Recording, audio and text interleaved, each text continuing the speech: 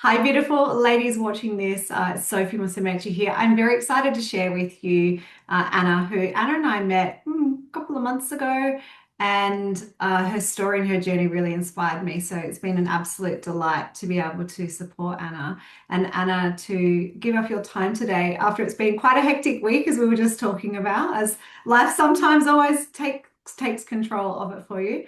So we really appreciate your time. Anna, why don't you kick off with sharing a little bit about who you are and what you do and why you're so passionate about it. Sure. So I'm Anna, obviously. I am a career coach for women and quiet achievers.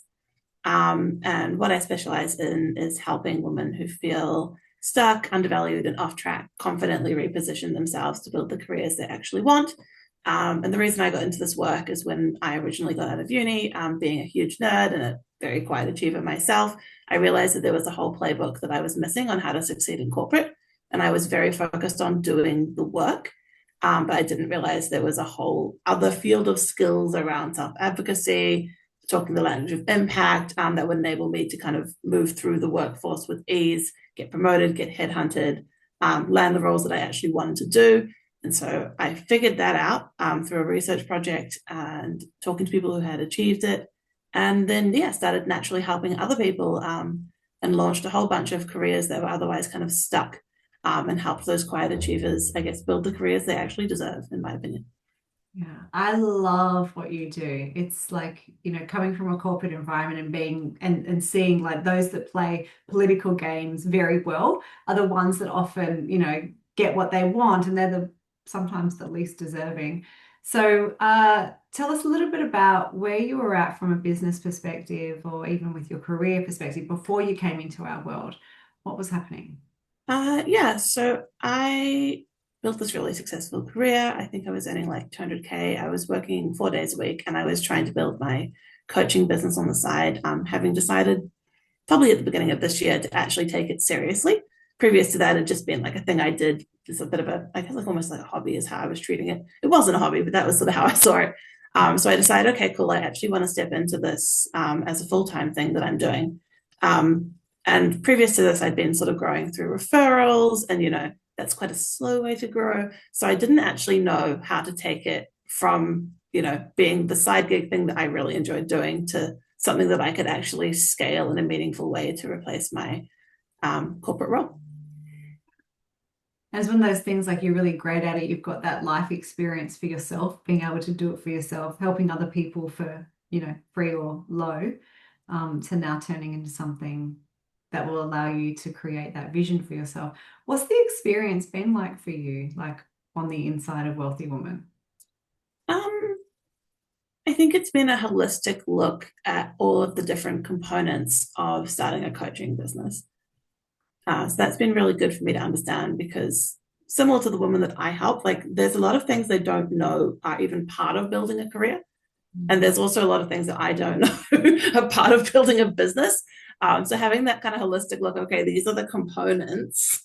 That's the first part. So I actually know like, okay, what are they? Starting point. So then I can identify, okay, which ones am I doing? Which ones am I not doing? And yeah, just really allowed me to kind of scale. And then the second part that I know I've told you a lot that I have enjoyed is the kind of like marketing copywriting side of it. So that's not my strength. Um, so it's been really good to get a second opinion on a bunch of things and think about, I guess, how to frame things because I have a propensity to just say things as sort of they are very directly. And obviously, as we know, like marketing doesn't really work like that. And there's a few, like, I guess, human brain components that we need to consider. So good to understand what those are and kind of how we can, yeah, use marketing as a tool to help the clients that I want to help find me. Yeah, and AI is great, but there's nothing that beats being able to really brainstorm with a human. And you've been working really closely with Alicia. So what's that process been like? Because often we have people who maybe they've worked with in another program, and so they have like a fixated idea around what that would look like on the inside. And some of them might tell me that they have like access to a class, or maybe they have to email submit. A lady the other day told me that it had been a month and she still hadn't got feedback on her offer. So what's it really like working side by side with someone like Alicia, who's actually my marketing manager? Yeah, I love Alicia, as you know. Shout out to Alicia. If you're watching this, Wait, I tell her. She knows. so you know, she knows. I tell her. Yeah. So yeah, I think it's good to get. I fortunately have never been in those programs, and if I was, I'd probably be quite pissed off, to be honest. But yes, I think it's good to get feedback from a person. Like it's all well and good having the stuff that you can work through on your own, and that's helpful because we're all on different schedules, so you can kind of get to it when you get to it.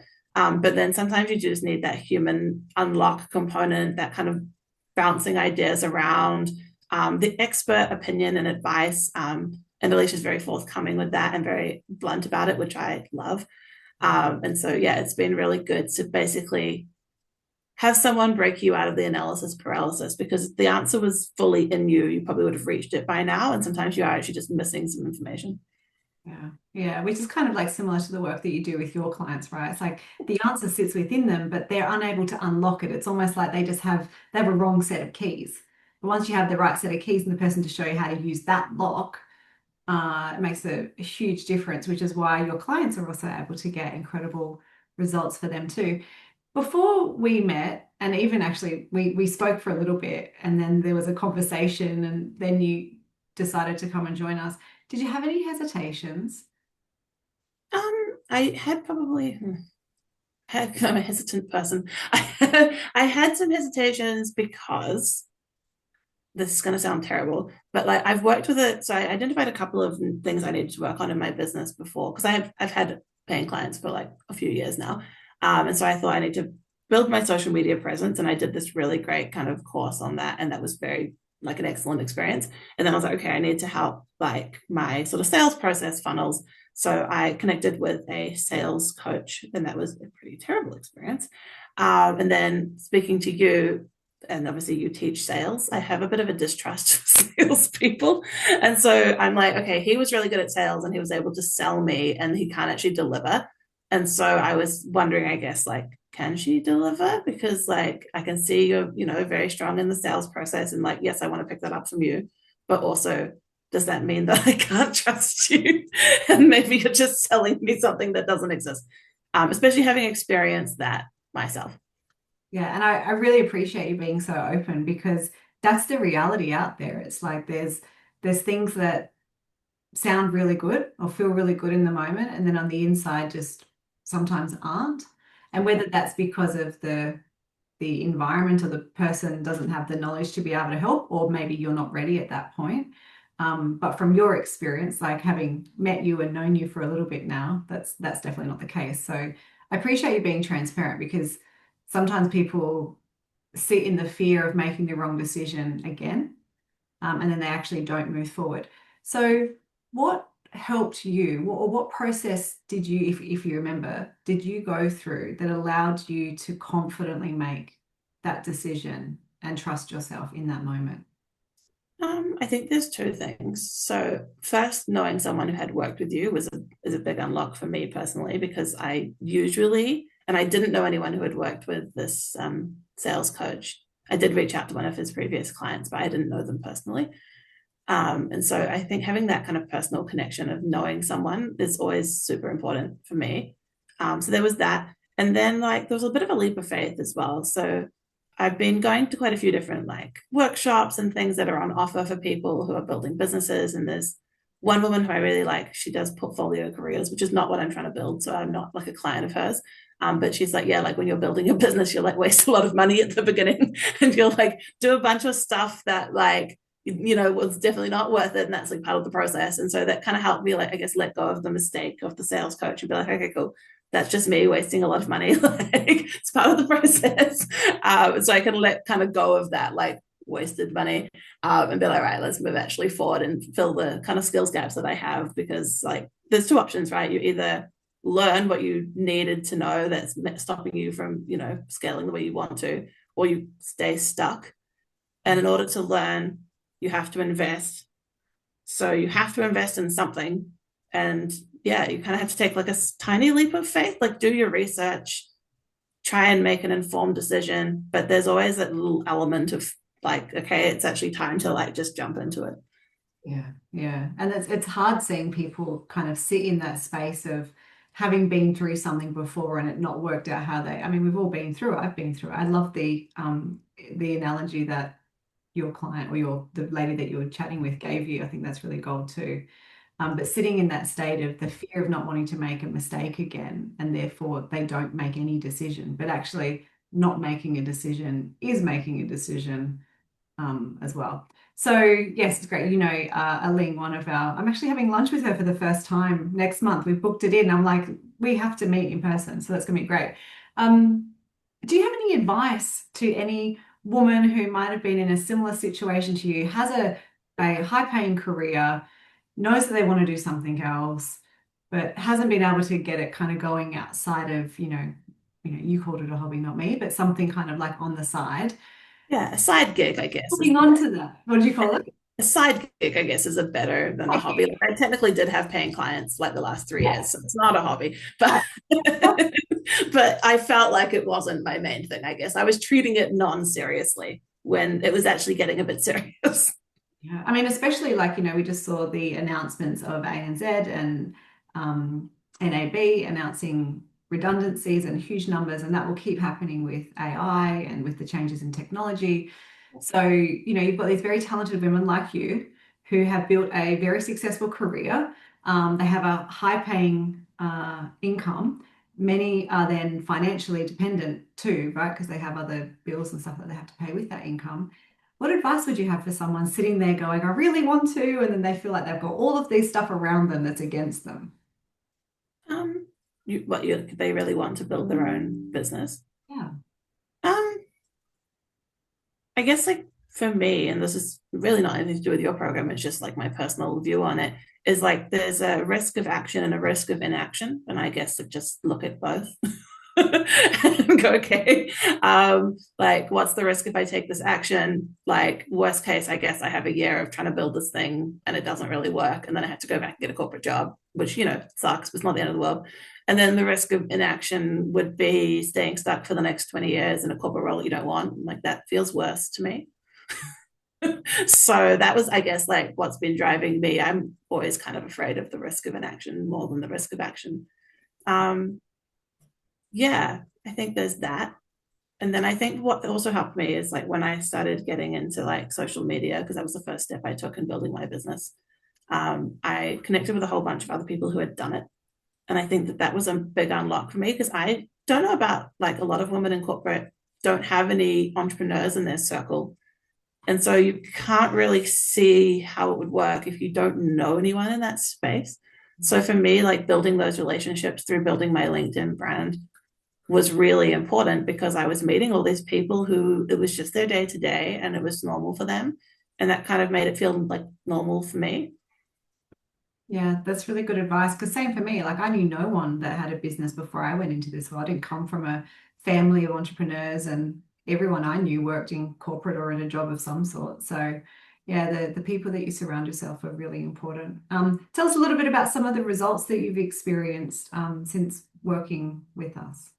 Yeah. So one of the things that I was really struggling with was the idea of one central offer, because it's really hard to scale. And I know this because I'm doing all the back end coaching program, like making it all, pulling it together when you're trying to solve too many different problems. And so when I came to you guys, I was solving, I guess, 3 major problems, but also ad hoc other problems as well.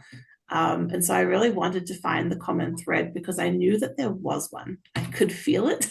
There's a common thread between all these women that I'm helping.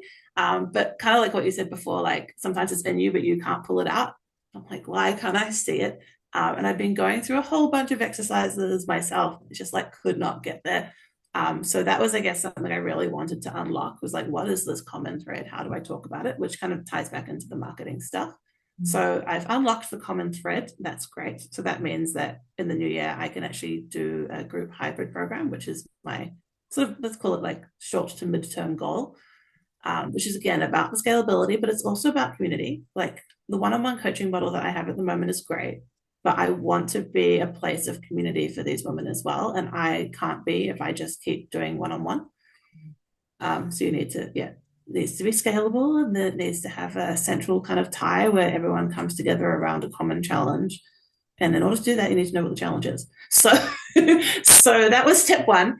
So I've got 2 clients that I've signed up to that program, which I'm just doing one-on-one as a test to make sure that I've got the common Yep. thread correct.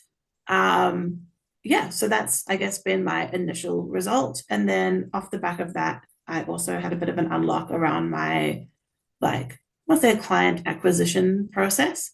So I've got a really massive social media following on LinkedIn that I wasn't actually really doing that much with. And so through working with you, I've been able to figure out how to actually kind of leverage that a bit more and have some more conversations with people. And so through that, I've been booking more strategy calls, and I know that that will eventually lead to more clients. But I feel like as I go through this process, I come to like my next weak spot. Every time I unlock one thing, I'm like, okay, here's the next weak spot. So the next weak spot for me to tackle is my strategy calls. And so that's what I'm tackling at the moment. So we'll get more, I guess, conversion of those strategy calls for the aligned clients. Obviously, like, you don't want to bring anyone in who's not the right fit to work with you. But for the people that are, I have spoken to a few that haven't decided to go ahead, largely around fear, I think, as well. And like, I feel sad for them, like, not just me. I'm like, no, I can help. Like, I would. So I need to develop that skill in myself so that I can help them because they need help.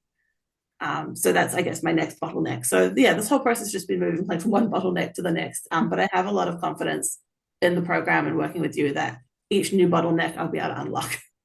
Yeah, which you are, and it is one little step at a time. What you've shared there, Anna, is a perfect transition plan, right? So it's like a lot of people do start in the beginning with doing one-on-ones to be able to identify what is that common thread, right? To be able to then go, okay, I can see what it is. Now let's customize then the offering into that hybrid kind of model. So where you get more time leverage, but you get to build a community as well, so that they have that space with each other, which, as you know, you get to experience, is really powerful. No one wants to do life alone. So and then it just becomes okay, then that we get that working, then how do we scale that, right? So it's just one step at a time.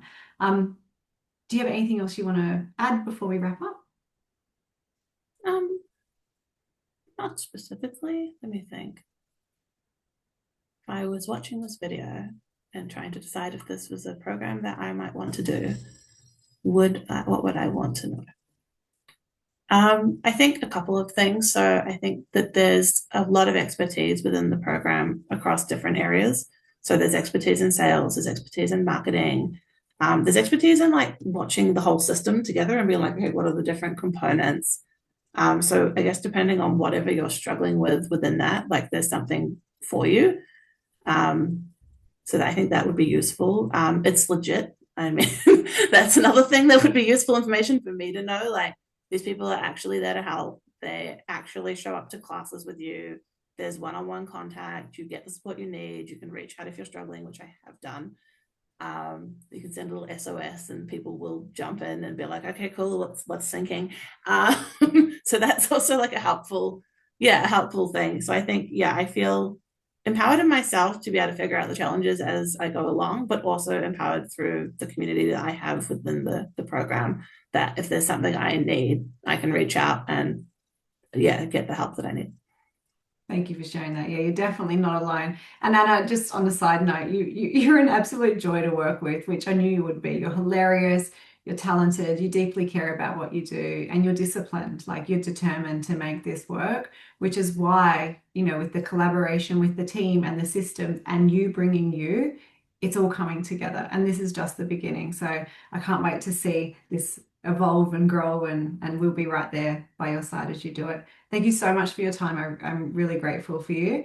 And to any woman who's watching this, if you know someone who would be a perfect fit for the work that Anna does, I have not met anyone like her. So she will definitely be able to support those people to be able to find the voice and create their career path on what they really want. So definitely reach out to Anna. You'll be able to get her details. And ultimately, if you are wanting to become a coach, or you already are, and you want to have a conversation with our team, then do that. Have a conversation and explore what feels right for you. Thanks again, Anna. You're amazing. Until Awesome. next time. Thanks, Sophie. Bye.